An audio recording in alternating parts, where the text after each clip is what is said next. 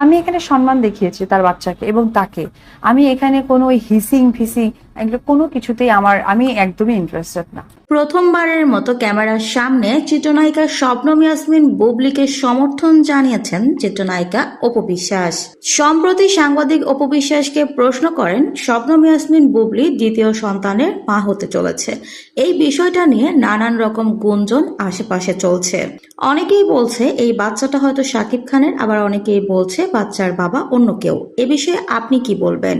উত্তরে অপু বিশ্বাস বলেন, আমি একজন মা, সেই হিসেবে অন্য একজন মাকে আমি সম্মান জানাই। মা হওয়া এত সহজ না, মা হওয়া অনেক কঠিন একটা বিষয়।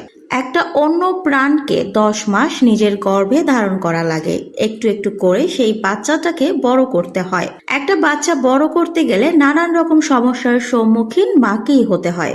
নিজে খেয়ে না খেয়ে, রাতে ঠিক মতো না ঘুমিয়ে, অনেক রকম সমস্যার মধ্য দিয়ে গিয়ে বাচ্চাটাকে আগলে রাখে শুধুমাত্র মা। আমি একজন মা হয়ে অন্য একটা মাকে নিয়ে কোনো রকম বাজে মন্তব্য আমি করতে পারবো না, আর আমি সেটা করতে চাইও না। বাচ্চার বাবাকে সেটা বাচ্চার মাই ভালো বলতে পারবে, আমার তো এখানে বলার কিছু নেই। আর বাচ্চা যখন পৃথিবীতে আসবে সেই সাথে বাচ্চার বাবাও সামনে চলে আসবে।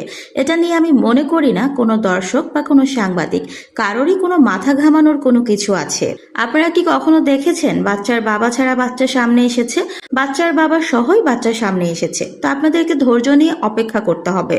তাছাড়া শবনম বুবলি তো এখন পর্যন্ত এই বিষয়ে কিছুই বলেনি, তাহলে তো গুঞ্জনের কি আছে?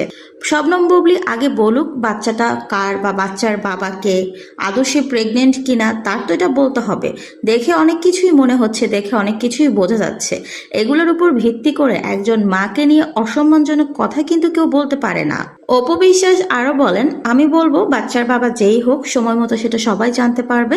তবে এখন বাচ্চাকে নিয়ে কোনো প্রকার কটু কথা না বলা হোক, একজন মাকে নিয়ে কটু কথা না বলা হোক।